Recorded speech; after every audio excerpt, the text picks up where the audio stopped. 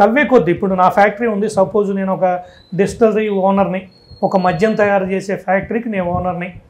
గత 10 సంవత్సరాల్లో 15 సంవత్సరాల్లో నాకున్నటువంటి ఆర్డరు, నాకున్నటువంటి లిక్కర్ తయారు చేసేటువంటి పరిస్థితి, నాకున్నటువంటి దాని కెపాసిటీలో ప్రభుత్వానికి నేను 15 ఏళ్లలో 1,00,000 కేసులు సప్లై చేయగలిగా నేను అనుకుందాం. కానీ జగన్మోహన్ రెడ్డి గారి ప్రభుత్వంలో కేవలం 5 ఏళ్లలో నేను 2 లక్షల కేసుల మద్యం ఎట్లా సరఫరా చేయగలిగాను ప్రభుత్వానికి? అదేంటి 15 సంవత్సరాల్లో చేయగలిగింది? 15 సంవత్సరాల్లో 1,00,000 కేసులు చేసినండి. కేవలం 5 సంవత్సరాల్లో 2 లక్షల కేసులు సరఫరా ఎట్లా చేయగలిగాము? ఎట్లా వచ్చింది ఆర్డరు? ఎవడైతే ఆ మద్యం తయారు చేసేటువంటి ఫ్యాక్టరీ ఓనరు వీళ్ళు చెప్పినట్టు విన్నాడో వాళ్ళందరికీ ఇష్టం వచ్చినట్టుగా ఆర్డర్స్ ఇచ్చేశారు. వాళ్ళకి కావాల్సిన బ్రాండ్లు తయారు చేయించుకున్నారు. ఎవడైతే ఆ 200 రూపాయలు ఇవ్వటానికి సిద్ధపడ్డాడో వాడు జరిగింది ఏంటంటే 1000 రూపాయల కేసు అనుకుంటే దాని రేటు పెంచి 1600 రూపాయలకి వీళ్ళ చేతనే కోడ్ చేయించి 1600 రూపాయలకి జగన్మోహన్ రెడ్డి ప్రభుత్వం వాళ్ళకి 1600 ఇచ్చి ఆ 600 ఏదైతే పెంచి ఇచ్చారో ఆ 600ని వీళ్ళు లంచం రూపంలో తీసుకున్నారు. 200 కదా 600 కొన్ని కేసులు. ఇప్పుడు చీప్ లిక్కర్ మీద 200 అనుకోండి, కొంచెం మధ్య తరహా బ్రాండ్స్ ఉంటాయి, హై బ్రాండ్స్ ఉంటాయి, వీటిల్లో ఆ బ్రాండ్స్ ఎక్కువ చేపించి దాంట్లో మళ్ళీ ఒక 600 రూపాయల కేసుకి చొప్పున మళ్ళీ వెనక్కి లంచం రూపంలో బ్లాక్ మనీ తీసుకున్నారు. ఇప్పుడు సిఐడి ఎంక్వైరీ చేస్తుంది. అదే అతి త్వరలో అది సిబిఐకి హ్యాండ్ ఓవర్ చేయబోతా ఉన్నారు. ఇవన్నీ లాగిన తర్వాత అసలు ఢిల్లీ మద్యం కేసు అనేది ఎన్ని వేల కోట్లు ఉంటాయి సుమారు? నాకు తెలిసి ఒక 10-15 వేల కోట్ల రూపాయలు కేవలం మద్యంలోనే జగన్మోహన్ రెడ్డి గారికి ముడుపుల రూపంలో అందినాయి. ఇదేనా కారణం డిజిటల్ లేకుండా అంత క్యాష్ కలెక్షన్కి? అవును. ఇవాళ మేము ఎప్పటి నుంచో డిమాండ్ చేసామండి. తెలుగుదేశం పార్టీ నాయకులు కార్యకర్తలంతా కూడా, అలాగనే ఎన్డీఏలో భాగస్వాములైనటువంటి బీజేపీ కానివ్వండి, జనసేన కూడా అందరం డిమాండ్ చేసాం.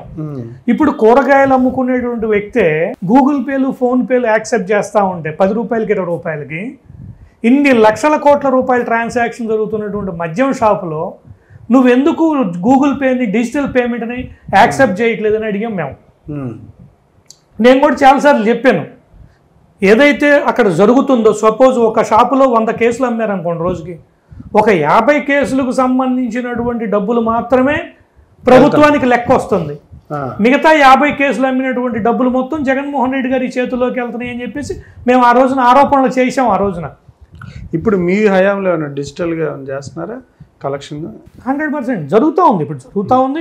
అది కూడా ప్రవేశపెడతా ఉన్నారు గూగుల్ పేని. వీటిని కూడా 1 డేలో అయ్యేది కాదు కదా. 100% ప్రక్షాళన జరుగుద్ది. పేదవాడికి అంతకుముందు ఏ రకంగా అయితే 60 రూపాయలకు 70 రూపాయలకు నాణ్యమైనటువంటి మద్యం దొరికేదో అదే దొరుకుద్ది, అదే అందిస్తాము. అన్ని బ్రాండ్లు ఈ రాష్ట్రంలో అమ్ముకోవడానికి స్వేచ్ఛనిస్తున్నాము. పక్క రాష్ట్రాల నుంచి స్మగ్లింగ్ చేసుకోవాల్సిన అవసరం లేకుండా. ఇవాళ ఆ రోజు మీరు చూడండి, నేను చాలాసార్లు కూడా నేను ఆరోపణలు చేసి ఉన్నా. ఈ రాష్ట్రంలో పోయిన 5 సంవత్సరాల్లో వైసీపీ సెకండ్ క్యాడర్ కానీ ఎమ్మెల్యే స్థాయి నాయకులు ఎవడు కూడా ఈ రాష్ట్రంలో దొరికేటువంటి మద్యాన్ని తాగలా. వాళ్ళంతా కూడా తెలంగాణ మద్యం తీసుకొచ్చి తాగేవాళ్ళు. ఇక్కడ తెలంగాణ మద్యాన్ని స్మగ్లింగ్ చేసి వాళ్ళ నాయకులు లారీలు తీసుకొచ్చి ఏ గొంతులో పట్టినా తెలంగాణ మద్యం దొరికేటువంటి పరిస్థితి చేశారు ఆ రోజున. అంటే వాళ్ళకి తెలుసు ఆ మద్యం తాగితే వాళ్ళకి ఏం జరుగుద్దో.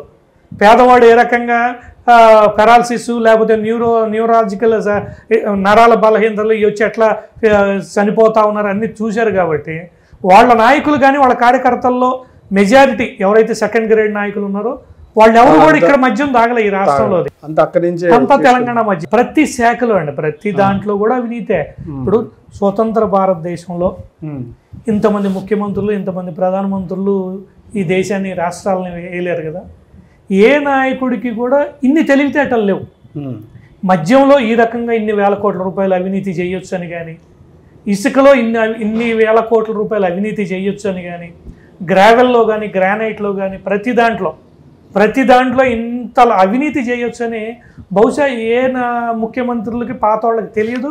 వాళ్ళకి అంత ధైర్యం కూడా చేయలేకపోయారు. ఏం చేశారు? కానీ జగన్మోహన్ రెడ్డి గారికి ఏంటంటే అంతకుముందు ఉన్నటువంటి ఆ ఎక్స్పీరియన్స్, తండ్రి అధికారంలో ఉన్నప్పుడు క్విడ్ ప్రోకో కింద ఏ రకంగా అయితే రాష్ట్రంలో ఉన్నటువంటి సంపద మొత్తాన్ని ప్రైవేటు వ్యక్తులకు ఇచ్చి ప్రైవేటు వ్యక్తుల దగ్గర లబ్ధి పొందారో అతనికి వెనతో పెట్టిన విద్య కాబట్టి ఈ మొన్న 5 ఏళ్లలో కూడా ఆ రకంగానే ఈ రాష్ట్రం మొత్తాన్ని దోచేశారు.